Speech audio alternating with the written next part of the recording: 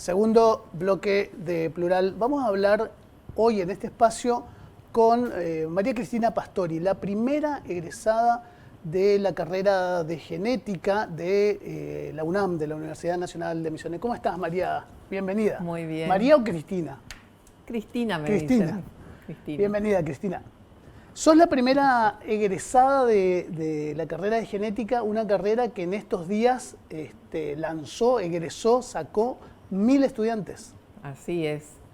1000 profesionales, perdón. 1000 profesionales egresados de una carrera que es apasionante, ¿no? Porque cuando comencé mis estudios en el año 1975, no tenía idea de lo que iba a hacer, pero me interesó. ¿Sabías qué era la genética por entonces? No tenía idea. Sí sabía de biología y en una publicación que se hizo en el diario El Territorio, en media página apareció la creación de la carrera licenciatura en genética, que fue promovida por el profesor Mario Rubén Beltrami, que había hecho su posgrado en Brasil, y entonces, bueno, a su regreso y bajo las iniciativas también de otro profesor en el lugar donde él estuvo haciendo sus estudios, el doctor Osvaldo Frota Pessoa,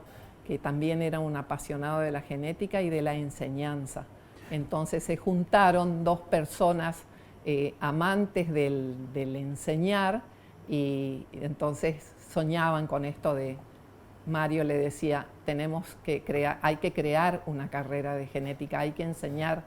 Y entonces él se volvió a la Argentina y vino con ese proyecto que fue creciendo y que en la Universidad Nacional del Nordeste fue recepcionado por una autoridad, en ese momento el doctor Justo Lozano, que se interesó por el proyecto, y así es como a 2 años de haberse creado la Universidad Nacional de Misiones en 1973, se crea el 6 de marzo de 1975 la carrera de licenciatura en genética. ¿Y cómo decidiste entrar a esta carrera sin saber, sin conocerla? Bueno, ¿O tenías una idea? Yo tenía una idea de las materias que formaban parte del plan de estudios que se publicaba ahí en ese periódico. Y entonces a mí me gustaba la biología, la zoología, la anatomía. Entonces yo decía, esto es lo que a mí me gusta. Y si bien inicialmente me inscribí para cursar la carrera de odontología en la UNE, en Corrientes, en una visita a mi familia, leo esa publicación en el diario, y un bioquímico amigo de mi padre, que también estaba de visita en mi casa, me dice, Cristina, ¿a vos te interesa eso? Y sí, me gusta mucho, la verdad. Le digo, acá hay materias que a mí me gustan, que me gustan de cuando estaba en la escuela secundaria. Y me dice, esa es la carrera del futuro, Cristina. Si te gusta, probá. Y bueno, se ve que yo tampoco estaba muy entusiasmada con la odontología y me inscribí, y a principios del mes de mayo de 1975 comenzaron las clases de la carrera.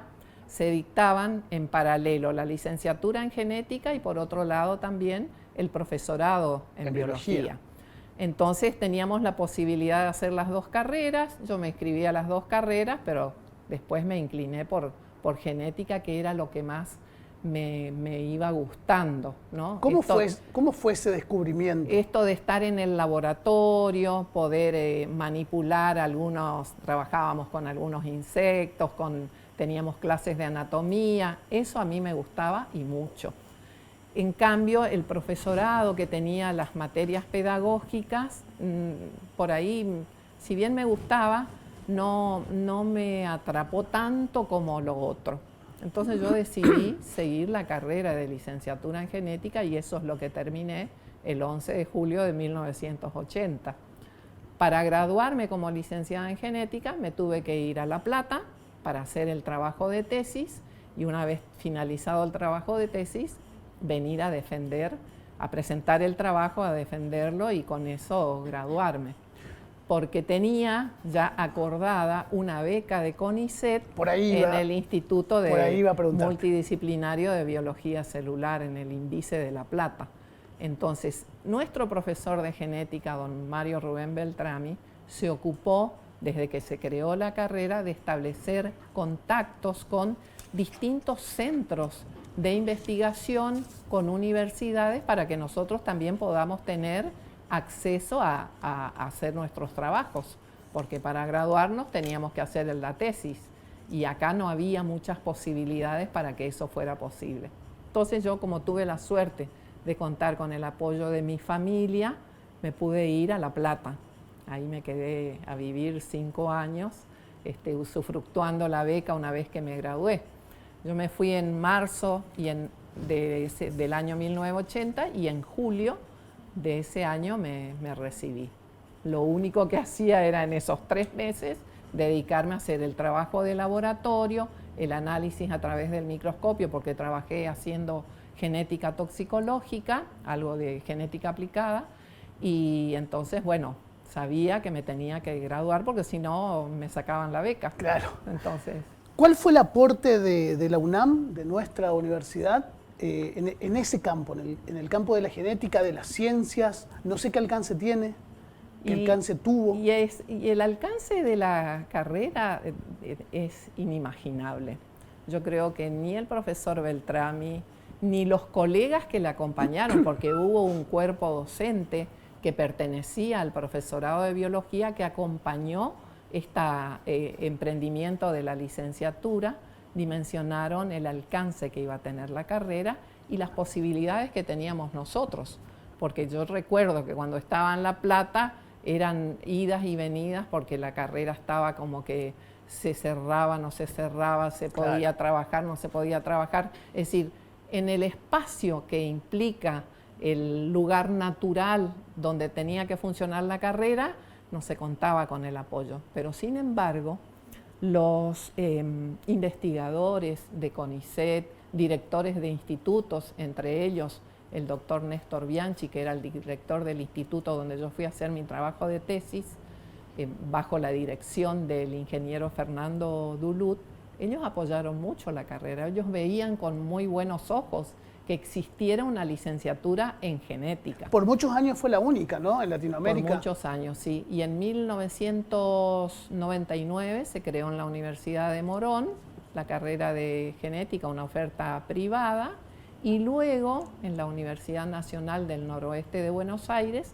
se crea la carrera de genética también como una oferta de gestión estatal, ¿no? Cristina, ¿dónde están esos 1000 egresados? Esos 1000 ¿Vos egresados estás están en la universidad? Yo estoy jubilada, trabajé, bueno, cuando terminé la beca me volví a Posadas, nos volvimos con mi esposo y mi hijita recién nacida, tenía 1 mes, y nos volvimos a vivir a Posadas. Entonces yo me incorporé a la Facultad de Ciencias Exactas con la posibilidad de hacer un concurso en la cátedra de biología y posteriormente concursé un cargo con mayor dedicación en la cátedra de planeamiento del trabajo científico y citogenética general, 2 materias que eran de la carrera de genética ya del ciclo superior y que implicaban un trabajo con mucho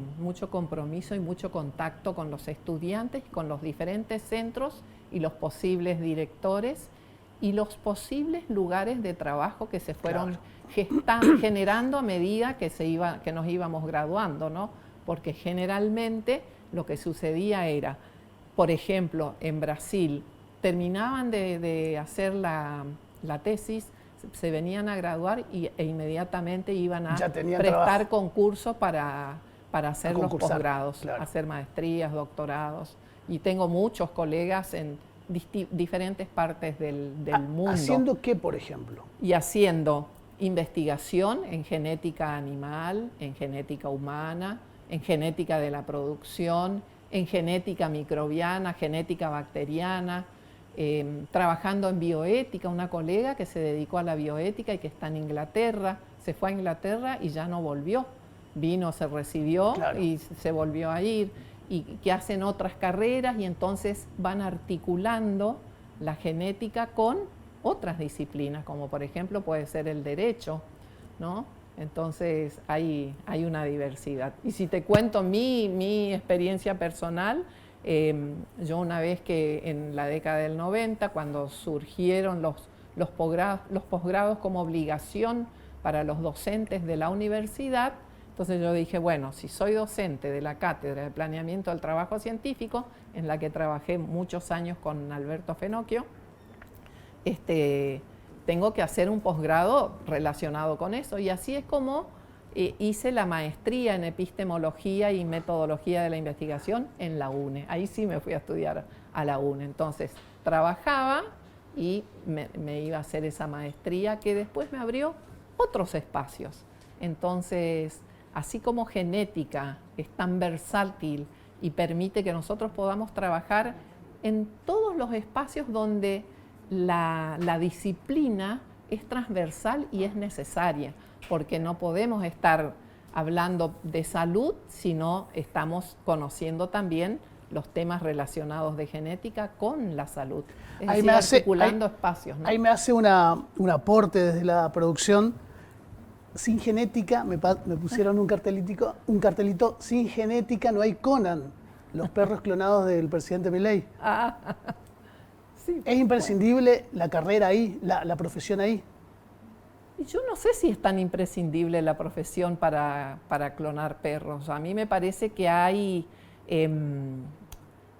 temas, hay necesidades que son más importantes. Que son más importantes, ¿no? Que tienen que ver con la salud, con la educación, con la alimentación, Claro. Hay problemas. Aportes, es decir, cuando la sociedad tome conciencia de los reales problemas que tenemos, y para eso tenemos que andar por la calle, tenemos que caminar los barrios, tenemos que caminar el hospital, tenemos que caminar el INTA para saber qué es lo que realmente estamos necesitando y lo que también necesitan los productores. Es decir, a mí me parece, ¿no?, que hay temas importantes y de extrema necesidad que hacen que nosotros tengamos que involucrarnos y articular con distintas profesiones. Si no, es como que solo lo genético importa. No, solo lo genético no.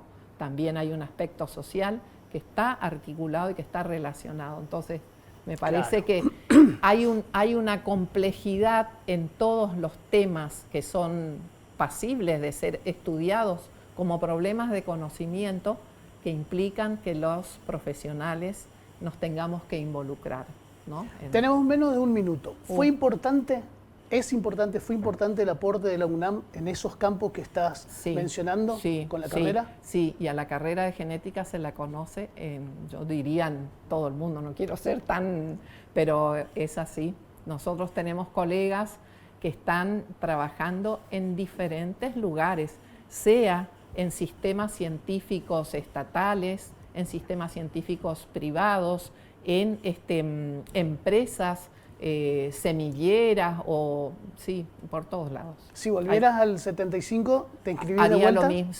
Haría lo mismo y recomendaría a todos los a esos 1000 que no lo duden. Parte, que yo creo que no lo van a dudar, porque esta carrera se te hace carne. Una vez que te metes, ya no podés salir. Y eso no nos dio solamente una profesión, sino también un grupo de amigos. Claro. Entonces, yo tengo a 9 personas marcadas acá para no olvidarme. Si me dejás, dale, las puedo nombrar. Sí, claro. Lourdes María Gir, Felipa Sánchez González, María Alicia Gorostiaga, Dora Inés Kosusny, Nelly Isabel Torresani, María del Carmen Dip, Gladys Beatriz Rosinseski, Miguel Ángel Triay, los 2 últimos ya fallecidos, pero este grupo pertenece a la primer promoción de 60 estudiantes que nos hicimos presentes en calle Tucumán y Rivadavia, en lo que actualmente es el aula de posgrado de antropología. Allí tuvimos nuestra primer clase con la señora Julia Lastenia Aquino de Crisel, que nos dio anatomía y morfología vegetal. ¡Qué memoria! Muchísimas gracias. Tengo mucho para contar. Muchísimas gracias, Cristina. Te vamos a convocar de vuelta. Pero con mucho gusto.